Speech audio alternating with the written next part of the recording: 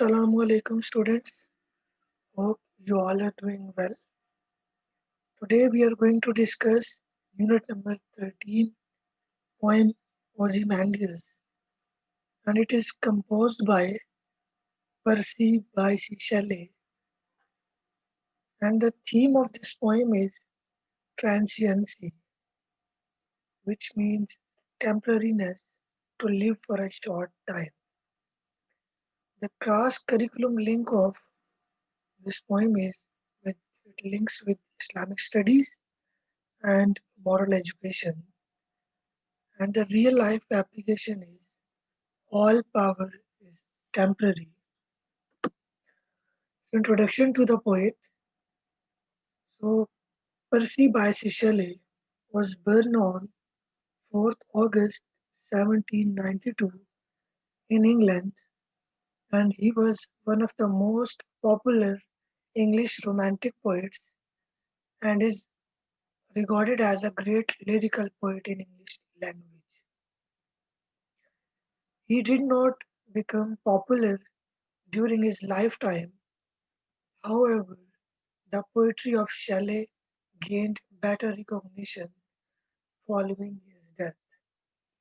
So he was the poet of Romantic age, and he did not got fame during his lifetime.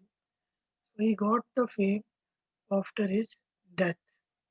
So theme and the central idea of the poem is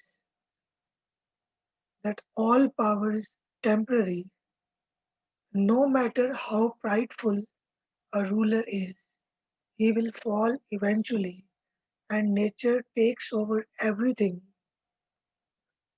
So it means that we all are mortal, we all have to finish, we all have to die.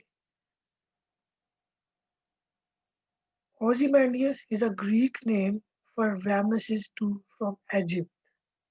So basically, the backdrop of this poem is Ramesses II, and Ozymandias is a Greek name for Ramesses II, and we call it Pharaoh, who was the ruler of Greece, and he was once a most powerful ruler and built massive monuments and temples and led numerous military victories. Throughout the poem, his pride is evident, but time and nature have brought its decay. Even his statue is now reduced to dust. So there was a statue of Ozymandias, and it was in a good condition, but now it has been broken down. Now the statue is decayed, and it is in the poem. The poet explained that it is a trunkless statue. So it means that the legs are separated from the trunk. So from the first two lines of the poem, I met a traveler from an antique land. So here poet narrates that he met a traveler from antique, basically known as old or ancient land. So here to beautify the line, Percy Bysshe Shelley used antique land, who said two vast and trunkless legs of stone. So vast means wide and open, and trunkless legs of stone means the legs of statues are separated from the trunk.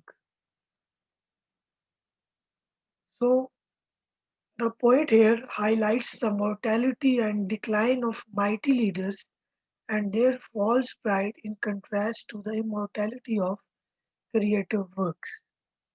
So the main theme of this poem is that all power is temporary, no matter how prideful a ruler is or how powerful a ruler is.